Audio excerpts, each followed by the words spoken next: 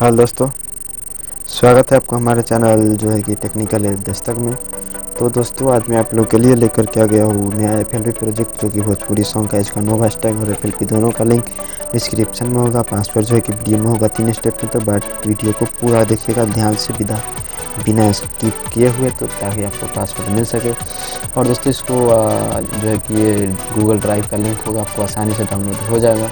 और दोस्तों, इसको मैंने कुछ जो है कि मलाई म्यूजिक स्टाइल में जो है कि रिमिक्स किया है, और जो है कुछ अपना खुद का स्टाइल लगाया है, जो कि कुछ अलग ही रिमिक्स हुआ है। तो आप लोगों को ध्यान जरूर दीजिएगा। और भी गाना का नाम लोगों को प्रोजेक्ट में दिख रहा होगा, साई लाल का गाना है, और नाम भी आपको दिख गया होगा ऊपर थंबनेल पे। दोस्तों, चलिए मैं इसको सुना देता हूँ। और उससे पहले दोस्तों, आप लोग चैनल पर मेरे चैनल को सब्सक्राइब कर लीजिएगा, और जो है कि बेल बटन दबा करके ऑल नोटिफिकेशन को ऑन कर लीजिएगा। और दोस्तों, जो है कि इसका वीडियो को लाइक जरूर करना। लाइक टारगेट को मैं फिक्स नहीं करता हूं, बट जो है कि आप लोग लाइक जरूर कर देना। और दोस्तों, चलिए मैं आपको सुनाता हूं। और लाइक कीजिएगा तो मुझे जो है कि नोटिफिकेशन मिलेगा, तो और भी प्रोजेक्ट आते रहेंगे। और दोस्तों, वीडियो को वॉच जरूर कीजिएगा। अगर आप लोग प्रोजेक्ट डाउनलोड करना चाहते हैं, अपने दोस्तों में भी शेयर कर दीजिएगा। अगर जो भी रिमिक्सर हो उनके ग्रुप में शेयर कर दीजिएगा। न्यूज आता है तो कुछ मज़ा नहीं आता है। चलिए आपको मैं प्रोजेक्ट सुनाता हूँ।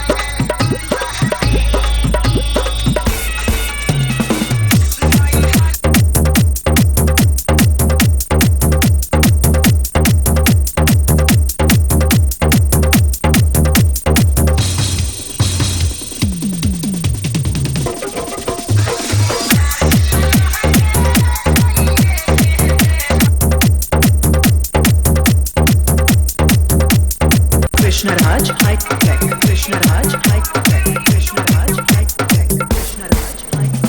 Bedolia Mesani, Bedolia Mesani, Bedolia Mesani,